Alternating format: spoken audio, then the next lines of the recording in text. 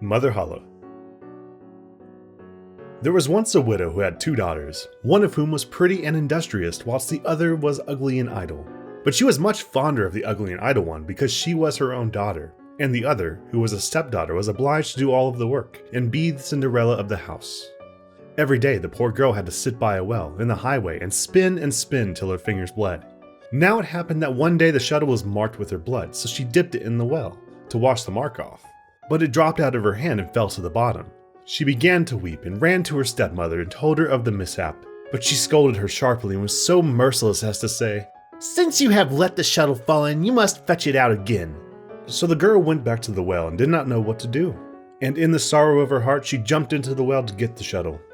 She lost her senses, and when she awoke and came to herself again, she was in a lovely meadow where the sun was shining and many thousands of flowers were growing. Along this meadow she went, and at last came to a baker's oven full of bread, and the bread cried out, "Oh, take me out, or I shall burn! I have been baked a long time." So she went up to it, and took out all the loaves one after another with the bread shovel. After that, she went on till she came to a tree covered with apples, which called out to her, "Oh, search me, the apples are all ripe." So she shook the tree till the apples fell like rain, and went on shaking till they were all down, and when she gathered them into a heap, she went on her way. At last, she came to a little house, out of which an old woman peeped. But she had such large teeth that the girl was frightened, and was about to run away. But the old woman called out to her, "What are you afraid of, dear child? Stay with me. If you will do all the work in the house properly, you shall be better for it. Only, you must take care to make my bed well, and shake it thoroughly till feathers fly, for then there is snow on the earth. I am Mother Holle." As the old woman spoke so kindly to her, the girl took courage and agreed to enter her service. She attended to everything to the satisfaction of her mistress, and always shook her bed so vigorously that the feathers flew about like snowflakes. So she had a pleasant life with her, never an angry word, and boiled or roast meat every day.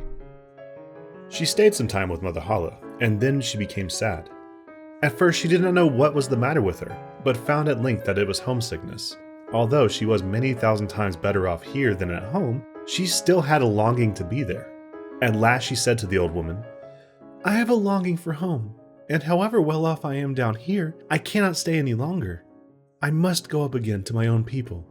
Mother Holle said, "I am pleased that you long for your home again, and as you have served me so truly, I myself will take you up again." Thereupon she took her by the hand and led her to a large door.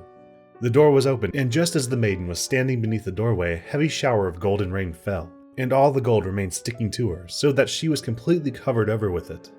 "You shall have that because you have been so industrious," said Mother Holle, and at the same time she gave her back the shuttle which she had let fall into the well.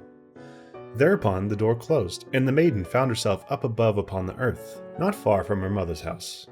And as she went into the yard, the cock was standing by the well side and cried, "Cock-a-doodle-doo, your golden girl's come back to you." So she went in to her mother, and as she arrived thus covered with gold, she was well received both by her and her sister. The girl told all that had happened to her, and as soon as the mother heard how she had come by so much wealth, she was very anxious to obtain the same good luck for the ugly and lazy daughter. She had to seat herself by the well and spin, and in order that her shuttle might be stained with blood, she stuck her hand into a thorn bush and pricked her finger. Then she threw her shuttle into the well, and jumped in after it. She came, like the other, to the beautiful meadow and walked along the very same path. When she got to the oven, the bread again cried, "Oh, take me out, or I shall burn! I have been baked a long time." But the lazy thing answered, "As if I had any wish to make myself dirty." And on she went. Soon she came to the apple tree, which cried, "Oh, shake me, we apples are all ripe." But she answered, "I like that. One of you might fall onto my head." And so went on.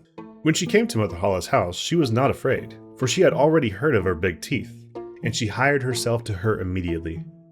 The first day, she forced herself to work diligently and obeyed Mother Holle when she told her to do anything, for she was thinking of all the gold she would give her. But on the second day, she began to be lazy, and on the third day, still more so. And then she would not get up in the morning at all. Neither did she make Mother Holle's bed as she ought, and did not shake it as to make the feathers fly up. Mother Holle was soon tired of this, and gave her notice to leave. The lazy girl was willing enough to go, and thought that now the golden rain would come. Mother Holle led her also to the great door, but while she was standing beneath it, instead of the gold, a big kettle full of pitch was emptied over her. "This is the reward for your service," said Mother Holle, and shut the door. So the lazy girl went home, but she was quite covered with pitch, and the cock by the well side, as soon as he saw her, cried out, "Cock-a-doodle-doo! Your pitchy girl's come back to you!" But the pitch stuck fast to her, and could not be got off as long as she lived. The end.